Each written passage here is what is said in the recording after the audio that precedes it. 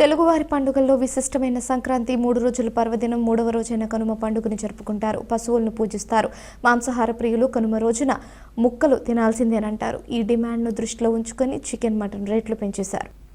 కనుమ పర్వదినం రోజు కనుమ పండుగ రోజున మాంసాహార ప్రియులకు ఎక్కడా లేని జోష్ వస్తుంది. నాన్ వెజ్ రుచులు కోరుకునే వారంతా ఉదయాన్నే చికెన్, మటన్ స్టాళ్లకు క్యూ కట్టారు. వెరైటీ చూద్దామనుకునేవారు చేపల మార్కెట్ కేసు చూశారు. మాంసాహార ప్రియులతో మార్కెట్ అంతా సందడి నెలకొంది. ఉదయం నుంచే దుకాణాల ముందు రద్దీ కనిపించింది. ఈ డిమాండ్తో చికెన్, మటన్ రేట్లు పెరిగాయి. చికెన్ కిలో 325 రూపాయల నుంచి 350 రూపాయల వరకు అమ్మకాలు జరిగాయని వినియోగదారులు చెబుతున్నారు. మటన్ అయితే మరింత ప్రియంగా మారింది. కిలో 1000 రూపాయల నుంచి 1100 రూపాయల వరకు కొనుగోలు చేయాల్సి వస్తోందని నిట్టూరుస్తున్నారు. రేట్ ఎంతైనా కనుమ రోజు ముక్క తినకుండా ఎలాగంటూ మాంసాహార ప్రియులు కొనుగోలు చేసేశారు. ఇక చేపలు, రొయ్యలకు డిమాండ్ తగ్గలేదు. ఇకపోతే సాంప్రదాయంగా పండుగ జరుపుకునేవారు ఇళ్లలో బొమ్మల కొలువులు పెట్టుకున్నారు. పాడి పంటలను పశువులకు రైతులు పూజలు చేశారు.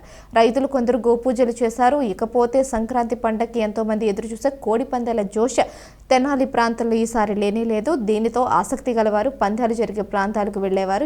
ఇన్ని విశేషాలు వేడుకల కారణంగా పట్టణంలోని ప్రధాన వీధులు మధ్యాహ్నం నుంచి వెలవెలబోయాయి. జనం ఫుల్ జోష్తో 3 రోజుల సంబరాలు సంక్రాంతిని ఘనంగా జరుపుకున్నారు.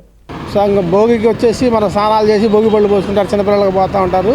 సంక్రాంతికి వచ్చేసి పిండి వంటలు పొంగల్ అవి చేసుకుంటారు.